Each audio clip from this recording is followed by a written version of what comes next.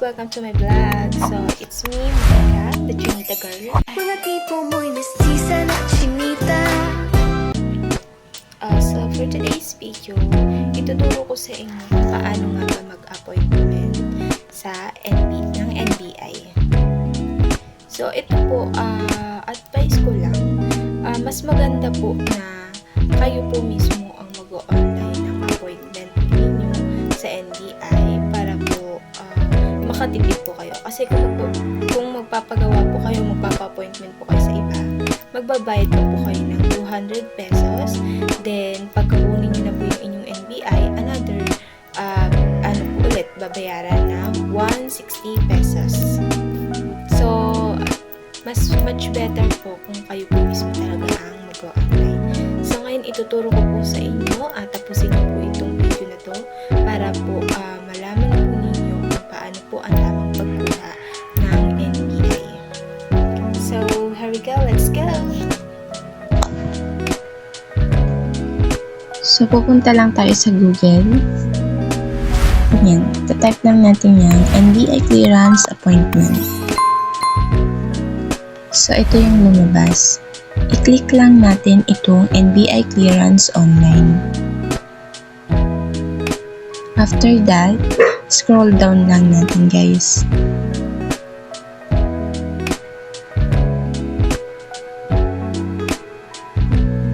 So, meron ditong dalawang link para sa first time job seekers and para naman sa nakakakuha na before. So, dahil kukuha ulit tayo, ang i-click natin is yung nasa baba ng first time job seeker. But don't worry mga D, ilalagay ko sa description box yung link para hindi na kayo mahirapan. So, click lang natin yun, guys. X. Then, yung kanilang data privacy content. Click lang natin yung I agree. Then, dito lalabas yung mga requirements na dapat dalhin. Sa taas is para sa mga first time job seeker. Then, sa baba naman, yung dadalhin natin. Ito yung kukunin natin na NBI. So, ang dadalhin natin, guys, is 2 valid government-issued IDs such as UMID, passport, driver's license, birth certificate authenticated by PSA, original copy. Yan ang ating dadalhin. So, after natin mabasa, close lang natin. Close.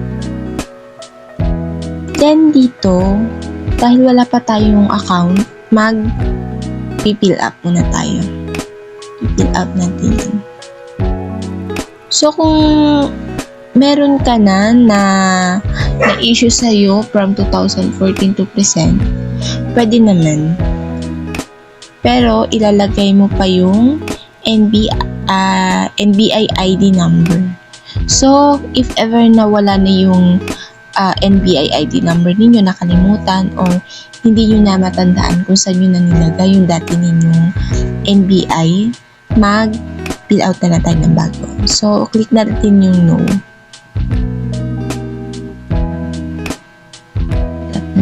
Fill out lang natin yun, guys.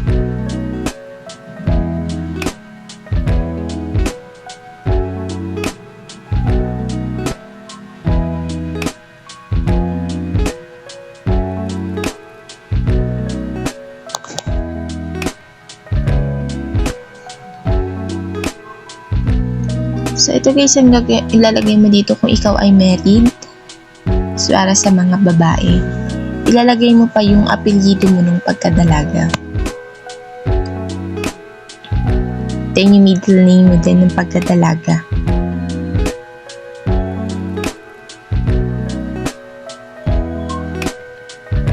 Then, husband surname. Then, ilalagay natin, guys, ito importante ito na ilagay yung ating mobile number. Kasi dito papasok yung OTP authentication code.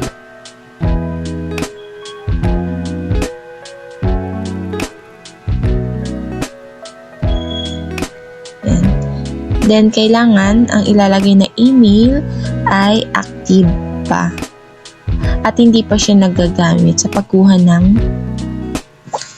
NBI kasi hindi siya mag-process. So, ito, gumawa na naman ako ng panibago kong email. Ang dami ko ng email, guys.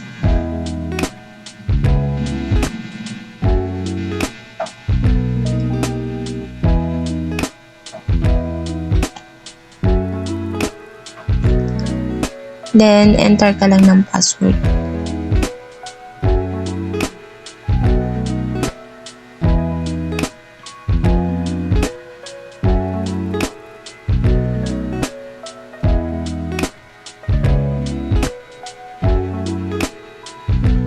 Then, click mo lang yung read and accept terms of services.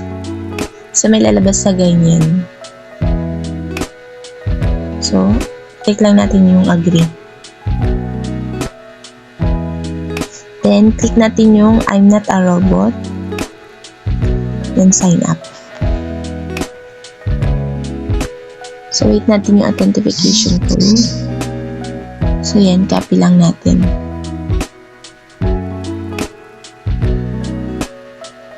Then, submit. So, ayan na. Then, may nag-send sa email natin ng activation link. So, kailangan muna natin i-activate yung link sa email natin. Check muna natin ating email kung may pumasok na ba.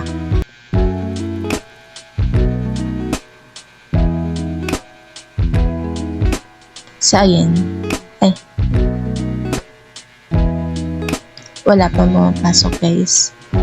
Wait lang natin. 5 minutes. So, ayan na, guys. May pumasok ng NBI. So, activate lang natin yung account. So, yan. Your account is activated. You may now log in. Agree. Close. So, yan, guys. Yung nakikita kayong sign in, dito natin i-open yung ating account.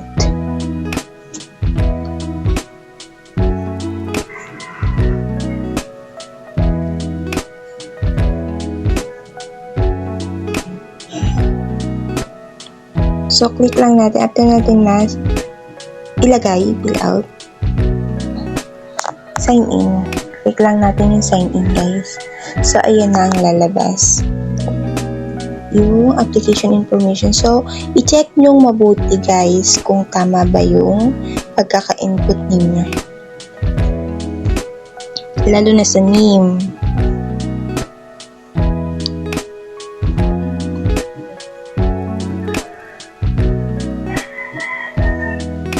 Then, pipilautan ulit natin yung mga asterisk. So, ibig sabihin, required dyan na ilagay.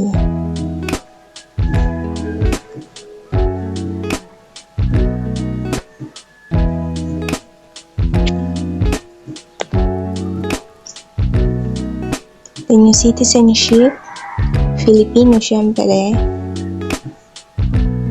Yung inyong address.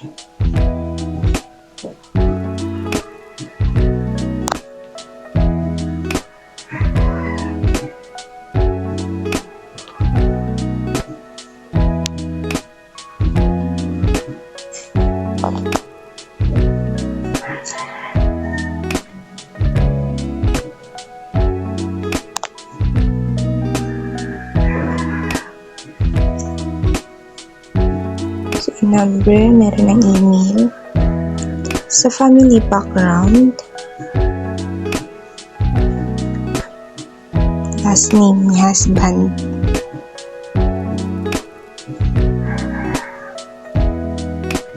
Then yung name.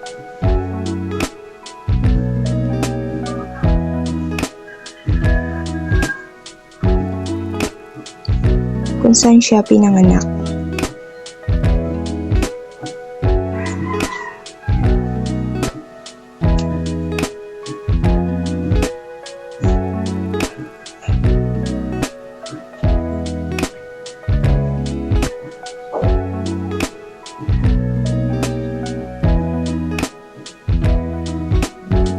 So, dito guys, ilalagay din natin yung father's name.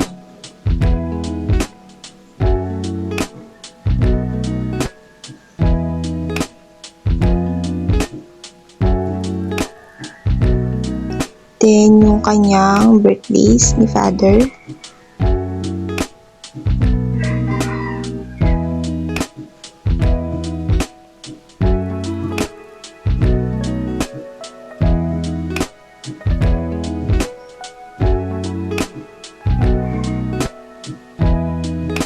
Then, next is kay mother naman.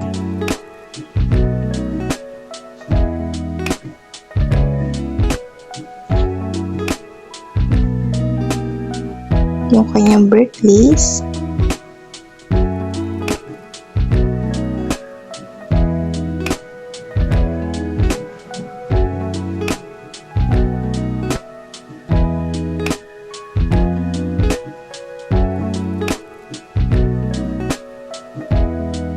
So, sa educational attainment guys, so kailangan din siyang ilagay. So, kasi ako ay college graduate. So, yun ang aking pipindutin. Yun ang occupation.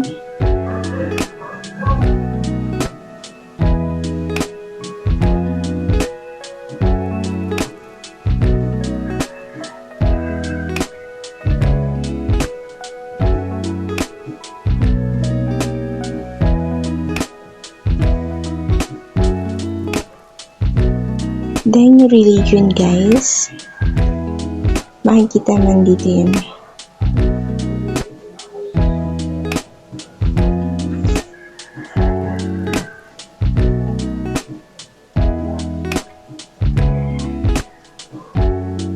So, dahil Iglesia ni Cristo ako, yun ang aking binigyan. Yung height nyo guys, kailangan convert siya sa centimeter. So, ko ay 148. Kilogram is 52.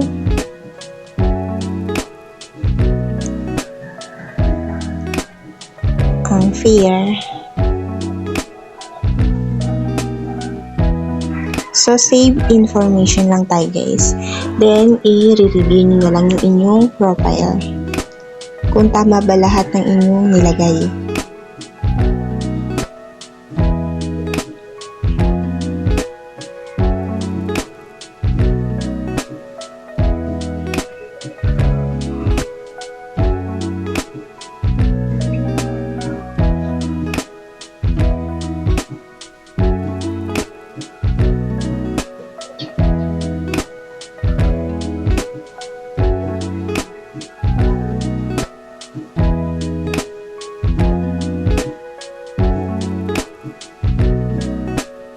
So, yan guys.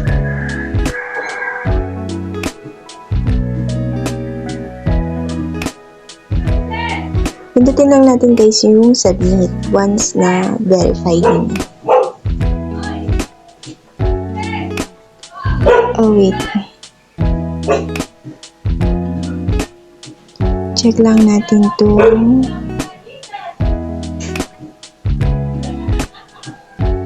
lagyan ko pala siya ng comma. So, tanggalin natin yun.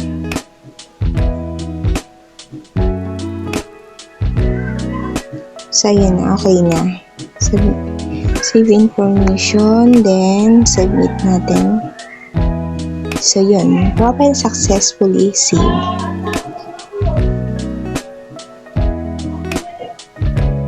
Yan na, guys. So, ayan na guys. Apply for clearance lang tayo guys. Then, type of ID na gagamitin. So, ito guys. Kung ano meron kayo, piliin nyo lang dito. Ako, ang gagamitin ko is sa BIR. Then, yung ID number.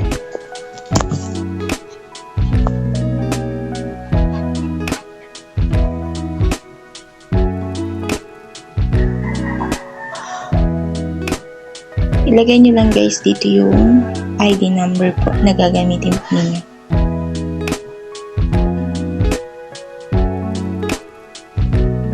So, then yung click lang natin yung I agree.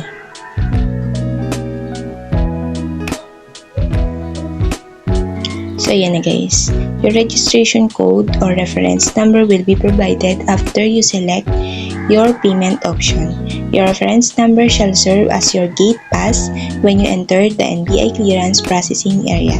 To avoid inconvenience and long lines, please pay your NBI clearance fee using your reference number at the selected payment option. Thank you. So, close lang natin guys. Dito guys, pipili lang tayo ng branch kung saan kayo malapit. Guys, nakita ko na rin kung nasa na yung UN Ave. So, yun ang aking pinili. So, meron pang slot siya ngayong April 12. Pili kayo guys dito kung anong slot ang available. Yung mga naka-blue is available siya. So, ayan guys, ang napili ko ay ngayong hapon. PM. Yung amount na babayaran natin guys is 130 pesos.